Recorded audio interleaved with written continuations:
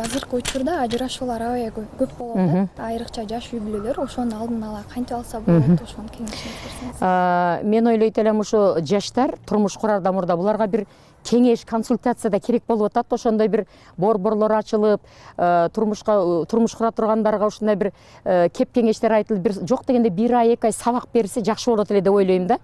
Көбү даяр эмес болуп атат да. Даяр эмес, анан кийин кичинекей эле бир сыноолор болсо, башка болсо, кыйынчылык болсо эле бүттү.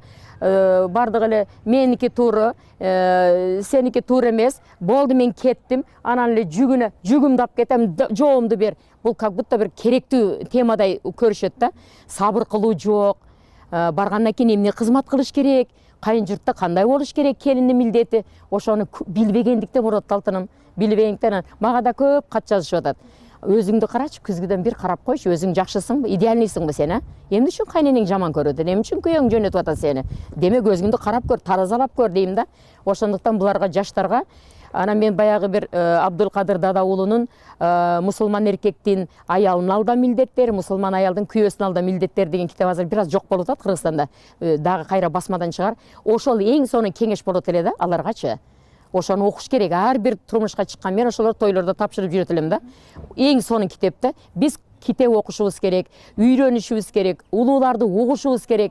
Турмушка даярдык жогураак болуп атат да. Ошондой консультативный жерлер болуп, ошолорго бир ЗАГСка немеге тургандан кийин, заявка бер неме, арыз бергенден кийин ошолорго бир сабак болгондо жакшы болот эле. Дагы айтсаңыз, ошол ажырашып кеткен балдардын, ошол ажырашып кеткен ата-энелердин балдары бул жакта калып атат, алар ата-энелер башка чет өлкөлөргө миграцияга кетип атат. Ошол балдардын тарбиясы кандай? Сиздин көз карашыңыз кандай? Алардын тарбиясы эң начар болуп атат. Мен көзүм менен көрүп атам. Карыялар, тайне тайталар, чоң ата чоң элер, алар ыйлабас эле болду. Ата-энеси тиякта. Ыйлабас эле болду деп билгенин кылып жөн коюп атат да. Ата-эне өзү тарбиялаш керек. Мен ошо кичинекей наристелерди эми кээ бири шарт бир ошого бир жашоого бир мажбур болуп кетип атышат. Бирок ар бир төрөгөн эне өзү баласын тарбиялаш керек.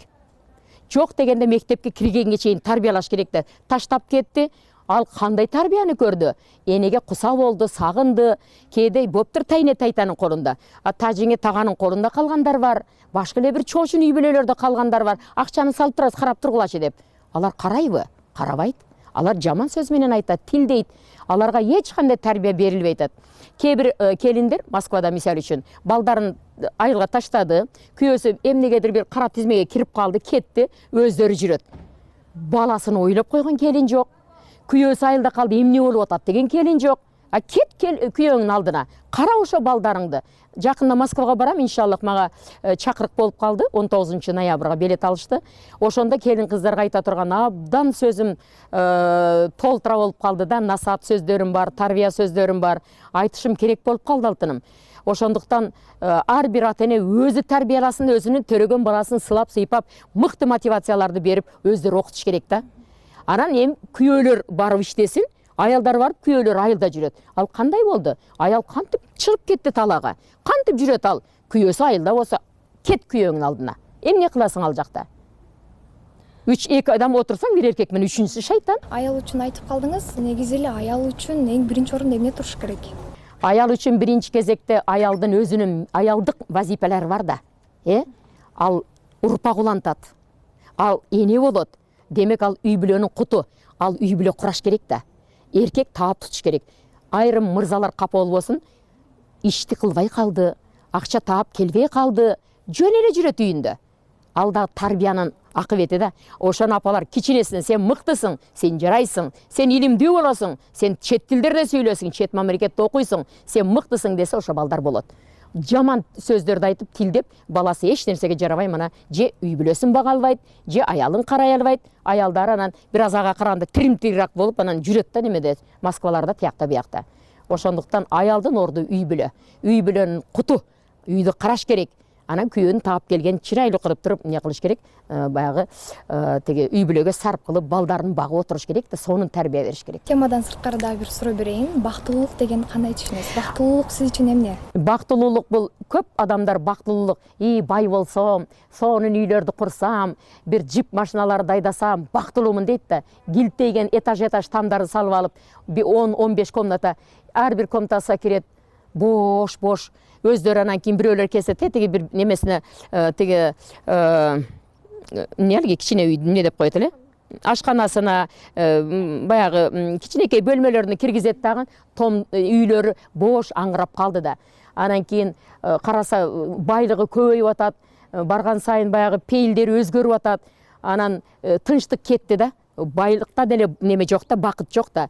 Сүйгөнүмө жеттим дейт. Сүйгөнүгө жетсе бир күн Аллах Таала алып кетип калса, алда дагы калды да. Динде, илимде бактылуулук да.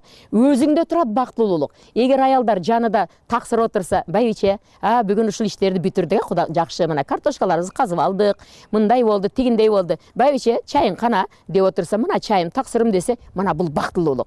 Балдары ойноп тимеле, ата, эне караңы да мынан десе, жакшы ойногула деп койду. Бирок бардыгы ойноп атышат. 6 санаман. Ана бактылуулук. Кыздары бактылуу.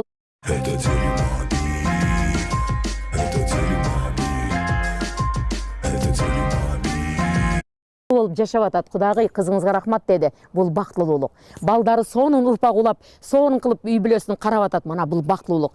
Ден соолугубуз жакшыбы? 6 саныбыз аманбы? 12 мүчөбүз эсенби? Бардыгын аткарып атабыз. Ушул бакыт алтыным. Динде бактылуулук. Руханий дүйнөңдө абсолюттук тынчтык орноду, мана ушул бактылуулук. Жаштарга, жаш муундарга, өсүп келе турган муундарга сизден бир кеңеш болсун. Жаштарыбызга эмне дейт элем, ушул бардыгы бир жакшы мотивация кылыш керек буларга, жакшы сөздү айтыш керек, жакшы ойлорду ойлош керек, жакшы сөздөрдү сүйлөш керек. Анткени ойдун дагы күчү чоң, сөздүн дагы күчү чоң. Мындай бир сонун өздөрүнө мен мыктымын, мен акылдуумун, мен илимдүүмүн, мен баймын, берешем баймын, мен да бий болсом адилеттүү бий боломун, мен тилдерди үйрөнөм деп ушундай сөз мотивацияларды айта бериш керек. Эрте менен турду, барды, онтобой оорубай турду, элхамдулиллах деп туруп, анан мен бардык ишке жараймын деп туруп, сонун иштерди аткарыш керек. Кыздар дагы өзүнүн жашоосуна сонун сөздөрдү айтып, сонун жигиттерге турмушка чыгам деп айтыш керек.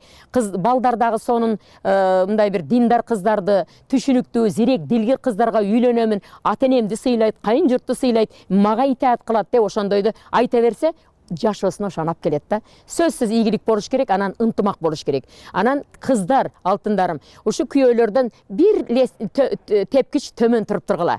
Алардын периштеси өйдө. Аларды сыйлаш керек, урматташ керек. Ашказан аркылуу эркекке жол бар. Курсагыны тойгозгула, үйдү таза кармагыла. Өзүңөр Бактияр Шарап айткандай чып-чырайлуу болуп, таптаза болуп, анан кийин тосуп алсаңар жылмайып, колуңузду суу куюп коюн, жүрүң тамак даяр десе, кайсы эркек жаман көрсүн, Мени антып атат, мынтып атат дейт кыздар. Сен жакшы бол деп айтам. Сен жакшы болсоң, күйөөң сага эч качан жаман сөз сүйлөбөйт. Бактылуу болгула, бири-бириңерди түшүнгүлө, бири-бириңерди урмат кылгыла.